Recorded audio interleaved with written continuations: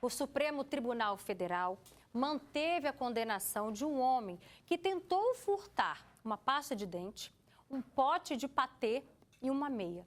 Esse homem já havia sido condenado a 9 meses e 10 dias de prisão e multa também pela Justiça do Paraná. E o STF manteve essa pena. Por 3 votos a 2, os ministros entenderam que não era possível aplicar o princípio da insignificância, já que os itens que ele furtou equivalia a mais de 10% do salário mínimo na época.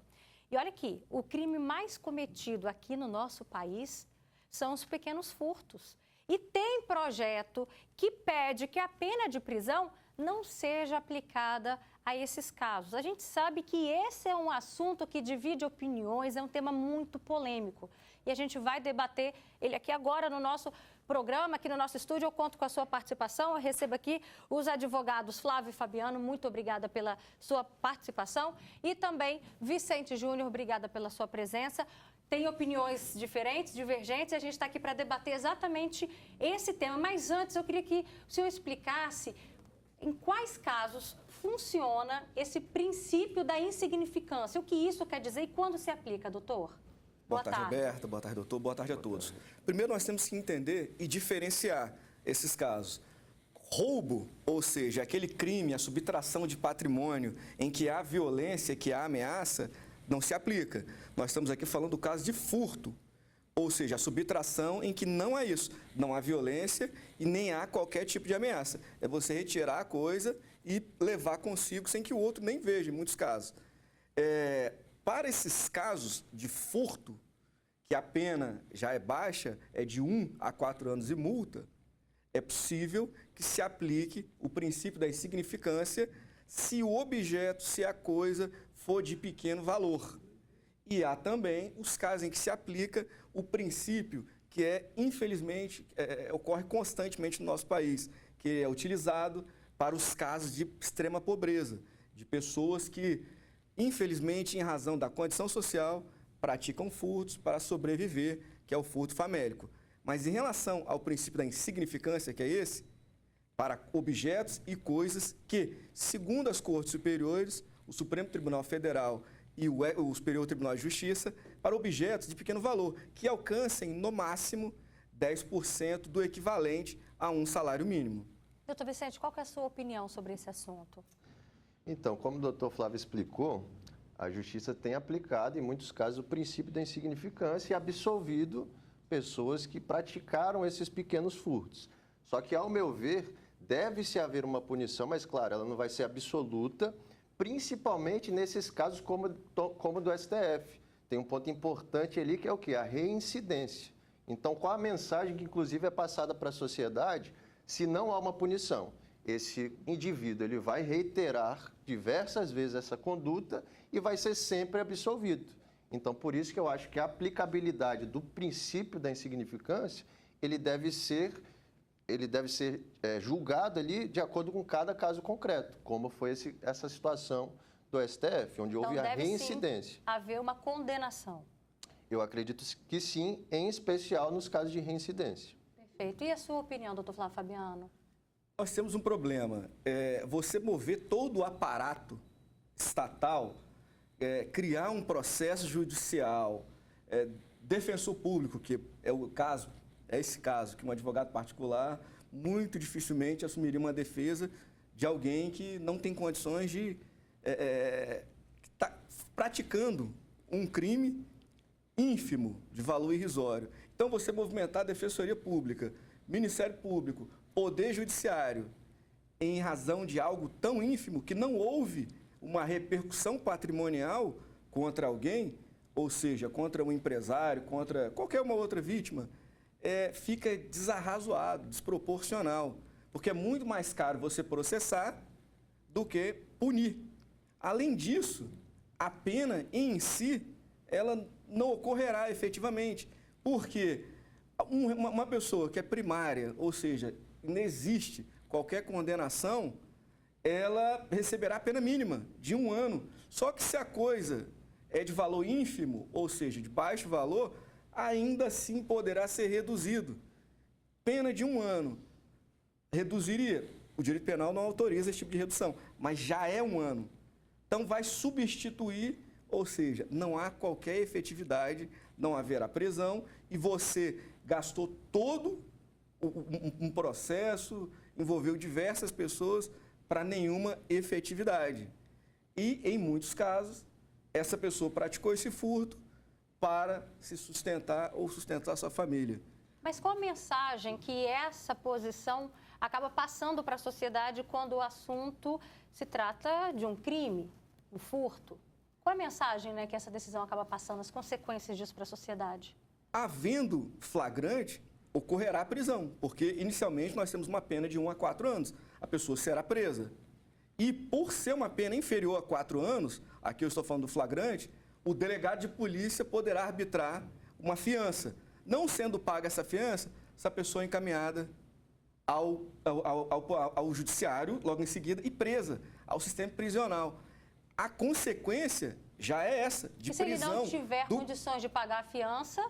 Ficará preso, será solto logo em seguida, mas haverá uma prisão. Então, a consequência para essa pessoa é grande.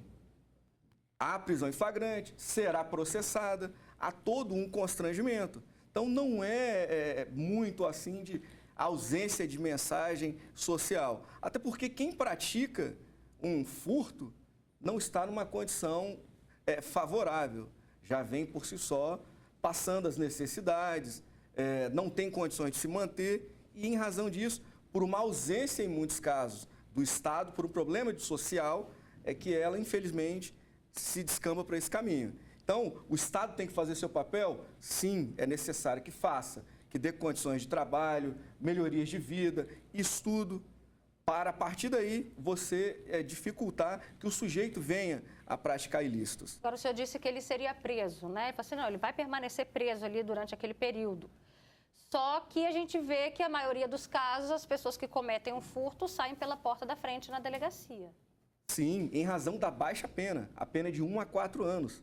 Sendo solta ali, se o delegado não arbitrar uma fiança, simplesmente assinar um termo circunstanciado por um furto simples, você vai processar essa pessoa, não haverá efetividade e o Estado gastou dinheiro, tempo, ocupou o Poder Judiciário, Defensoria Pública e Ministério Público para chegar no final não ter uma efetiva punição. É para esse caso. No entanto, o que está sendo discutido, conforme o doutor falou, é o caso da reincidência, ou seja, alguém que já tinha um processo. É para esses casos que houve a negativa.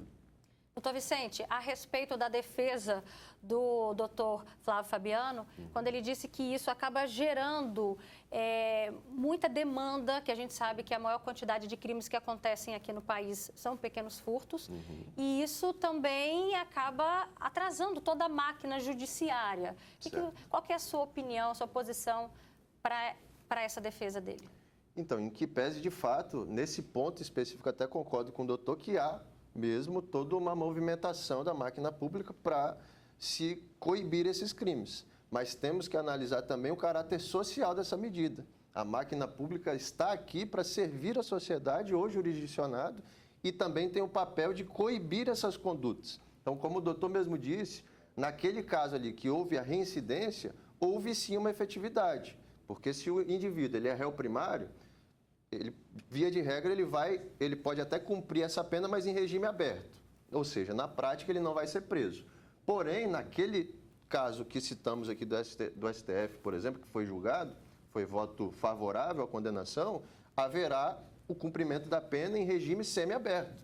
Ou seja, já houve um maior rigor na punição e já houve uma maior efetividade na medida. Se a gente abre as portas para que todas as vezes que esses crimes dessa natureza eles sejam simplesmente ignorados com a justificativa de não movimentar a máquina pública, a gente vai abrir as portas também para a criminalidade, para que eles tenham a total certeza de que estarão impunes, praticarão pequenos furtos ali, aqui, e não haverá nenhuma medida. E outro requisito também que é importante é que não é só o valor pecuniário do objeto eventualmente furtado. A Justiça também analisa vários requisitos subjetivos. Por exemplo, a bicicleta furtada ali de um pedreiro que utiliza esse bem todos os dias para trabalhar, ela tem um peso, a lesão é muito maior do que você vai lá numa loja de grande porte e furta uma bicicleta, em que para aquela loja, para aquela empresa de grande porte, aquele objeto é insignificante. Então, é preciso dosar não só a conduta em si, o fato, furtar, não vamos aplicar nada. Não, analisando cada caso concreto, você tem uma melhor aplicabilidade do direito. Assim que eu enxergo. Pegando a fala dele como gancho, doutor, isso não poderia, então, aumentar a reincidência nesse tipo de crime? Nós estamos discutindo aqui o princípio da insignificância, ou seja, algo insignificante.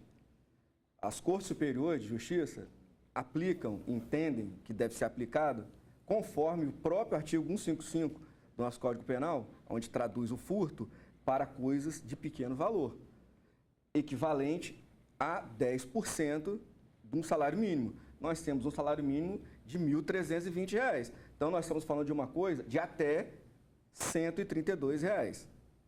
Disso nós estamos falando. Uma bicicleta tem um valor provavelmente agregado mais alto do que isso. Geralmente, os objetos furtados são de maior valor, então não é aplicável a qualquer caso.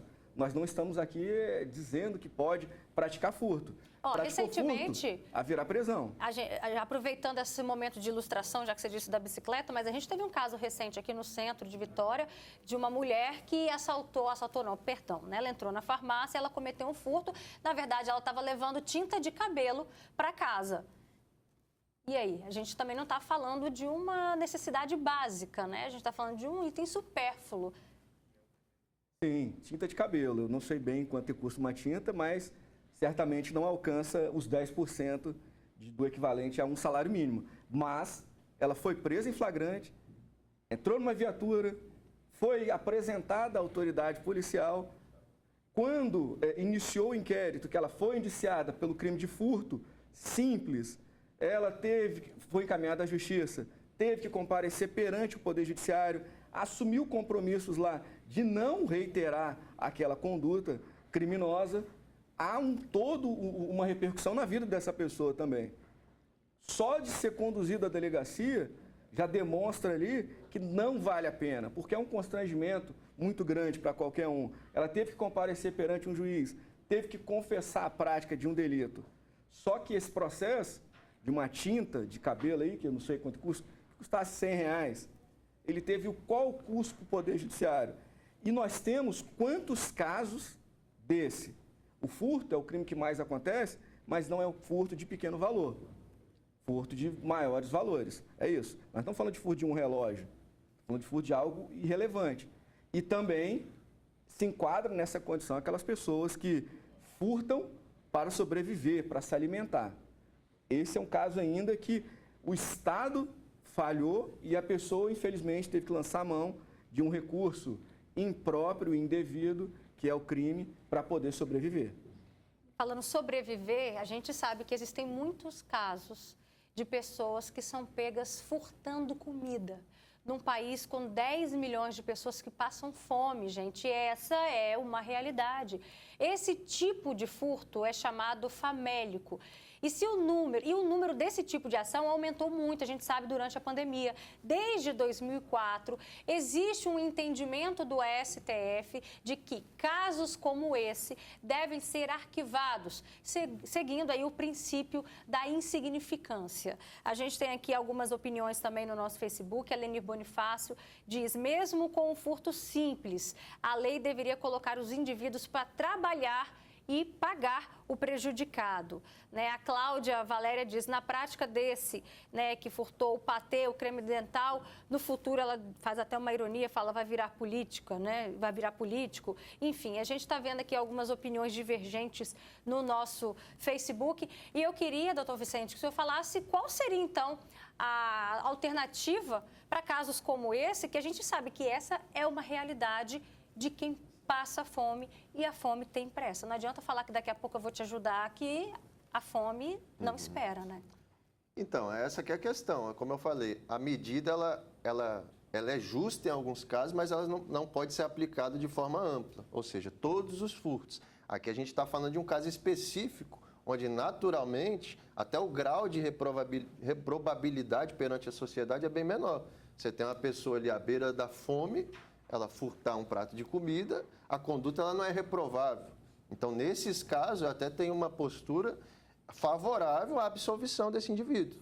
Mas quando se tem, como eu disse, uma conduta que ela é repetida, aí sim o Estado tem que intervir independente da natureza do furto. Então, a gente tem que separar os demais furtos de eventuais pontos específicos ali numa situação extrema. Mas isso não seria um julgamento até mesmo subjetivo, né? Saber separar, porque o outro também pode falar, não, eu peguei para vender, para colocar comida dentro da minha casa. Isso não acaba se tornando um julgamento muito subjetivo, dúbio?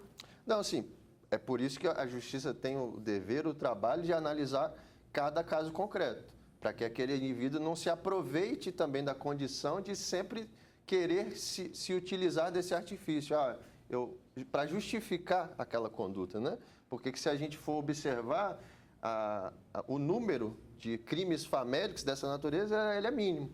A maioria dos furtos, ainda que de pequeno porte, são de diversas naturezas. E é esse o sentido de coibir essas condutas. Então, cada caso, esse indivíduo que furtou, ele comprovando na justiça que, de fato, foi numa condição extrema ali, específica de fome, o olhar do julgador vai ser distinto para aquele indivíduo. Agora, aquele que tenta se utilizar desse mesmo artifício, ele já tem um histórico criminal, ele já tem ele já muitas vezes já está respondendo por outro crime diverso, às vezes por outro furto de porte superior, como no caso ali do STF, eles vão analisar cada caso. Então, por isso que a gente tem que ter essa ponderação, muitas vezes até subjetiva, mas de forma a conferir maior justiça para cada indivíduo específico. Perfeito. Separar a necessidade dos espertalhões que estão sempre praticando crimes, se aproveitando muitas vezes de manobras legais para se isentarem da responsabilidade. Perfeito. Obrigada pela contribuição de vocês com esse assunto. E a gente aguarda, né, as cenas dos próximos capítulos, que a gente sabe, inclusive, que tem projeto de lei para justamente absolver esses tipos de casos. Obrigada, tá?